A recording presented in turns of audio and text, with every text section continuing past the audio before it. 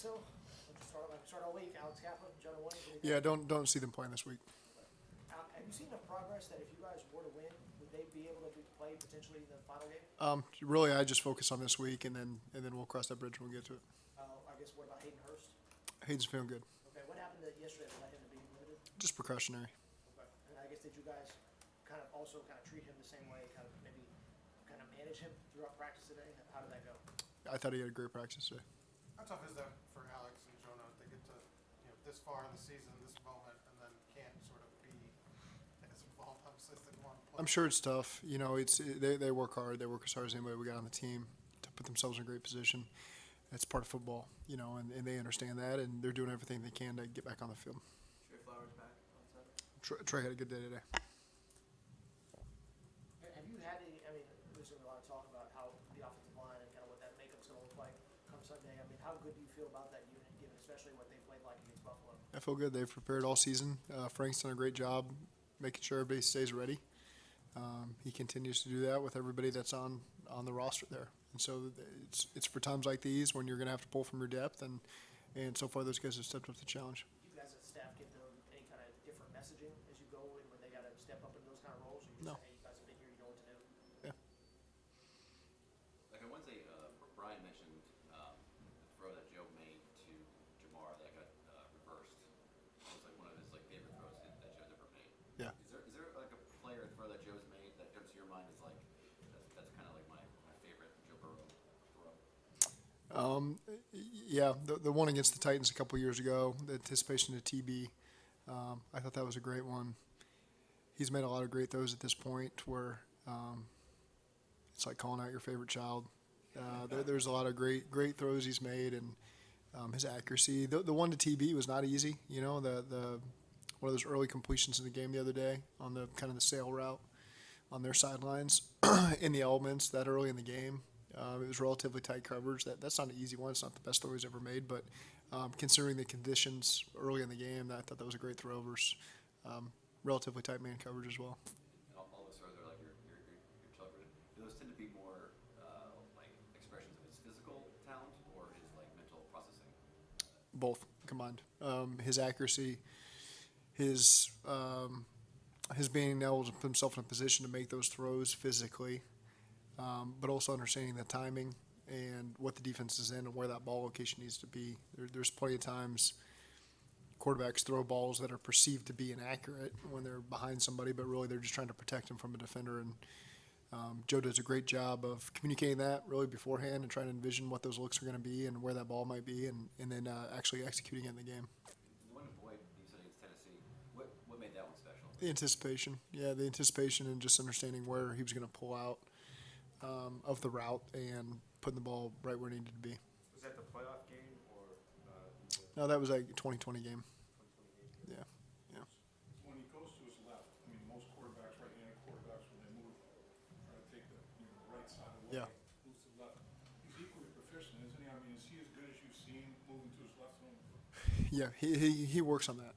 This traditionally routes on air, quarterbacks take their gun 3 or their gun 5 and they deliver the ball. And he works on moving in the pocket and trying to envision a situation where he's got to move around. You'd be better off asking him, but just the way I see him work on air to prepare for throws like the one he had to Jamar on really just a flat double slant, and Jamar broke it off, and Joe was in a great position to deliver the throw to him on the move to his left.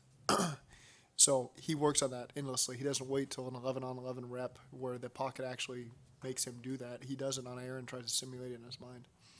Does the staff have any superstitions that they've started during this winning streak years? Coaching staff. No, I don't think so. No. Last year in the AFC title game, you throw a 2-point conversion to Trent in the Super Bowl. Joe Mixon throws a touchdown pass. How do you balance aggressiveness with your play calling in these huge games? We always want to stay aggressive, and that's our mindset in all the games we play this year. We don't try to be consumed by the moment, and man, this is a big call that's going to be criticized if it doesn't. That doesn't factor into our thought process at all. It's what have we designed to win in this situation, and you usually got a feel for where you want to make a call, and our guys get excited when those moments come and they deliver for us. Back December, Zach, what do you remember about McKinnon and Pacheco and how dangerous they were? They obviously gained a lot of yards in that contest. Yeah, they do a great job. They're explosive. You know, they're a really good player. They're a really good backfield. And Clyde Edwards, they got a lot of good backs. They've always done a good job of getting the guys that fit the system really well and then maximizing their production. And I've always thought they did that with their running backs. If y'all win this game, what's going to be the key thing that kind of brings out victory? Well, winning the turnover battle is always critical in these games like this, and field position, turnover battle, handling whatever elements come our way. I think those are all big factors in winning the game. Elements, you mean like just like weather? Yeah, whatever that may be. This might be stupid, but I think there's a way to answer it without betraying your plan. Has the status of Mahomes' ankle influenced your preparation at all this week? No, we assume that we're getting the best Patrick Mahomes, and I'm sure he's doing everything in his power to get in that position. With everything you guys do on defense, can you describe Vaughn's role and just how central he is to that? He's got to be great in coverage. He's got to be a great tackler. He's got to be a great communicator. He's got to be a great blitzer.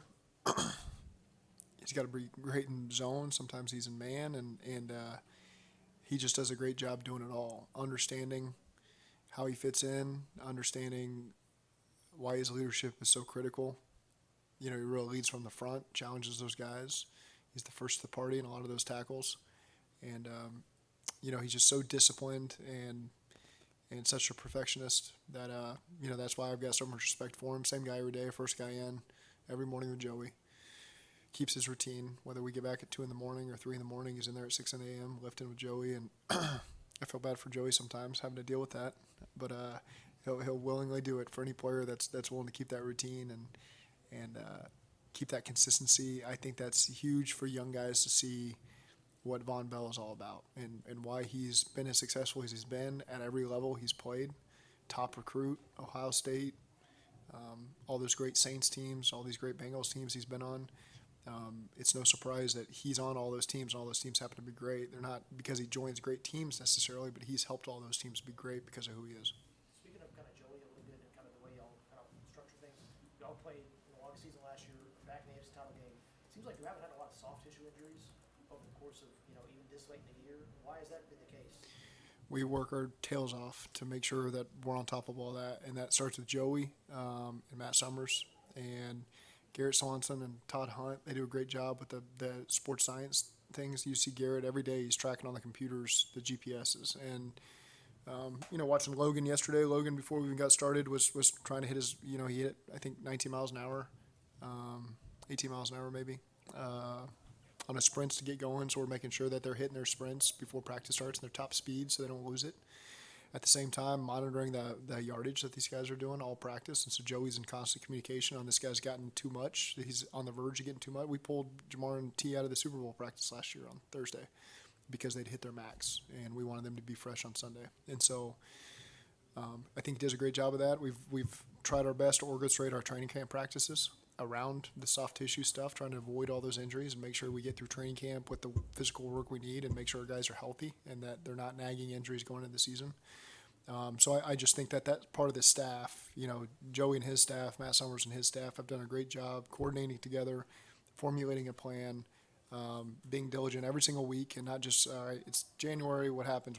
They stay on top of it. Even yesterday, Joey's putting the numbers on my desk and talking about guys. And so that's a big part of the time and energy we put into making sure that we can avoid as many of those injuries as possible. Is there any guy's number that just jumps off at you? Is there any guy that has when Joey gives you those numbers, he just Trent Irwin's usually up there pretty good, you know, because he's got to run the scout team stuff and take some of the other reps, and he's on all the special team stuff, so his number is usually through the roof.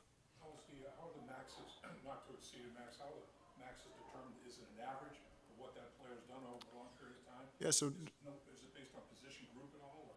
it's based on the data we've gotten over really 3 years now.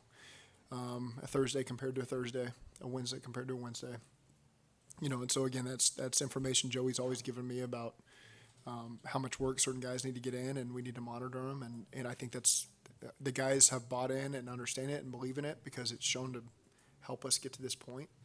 and that's a big part of is explaining to them the intent and why we do things, and that leads to buy-in and the belief, and then it's helped us get to where we are today. You talked earlier in the week about how it seems like some guys live here, hearing what's going on the other side of the wall right now. Are they done for the day? Or are they free to They've go? been done for the day, and yeah, they're in there. I saw Cordell and Ted eating lunch together. They got an extra lift. Some guys on Friday get in their Flex Friday. They got their T-shirts made, and they get in there and get an extra lift, and then guys just hang out in the locker room till Sunday. That's what it feels like. They can go once practice is over, right? Yeah, they're done. Yep. Have you ever played ping pong in there? I've never played ping pong in there. I would kill everybody though. Does this team have more gym rats than you've ever had on any team? Yeah. This is the closest team I've ever been a part of. Yep. Everyone good? Thank you. Thanks, Zach.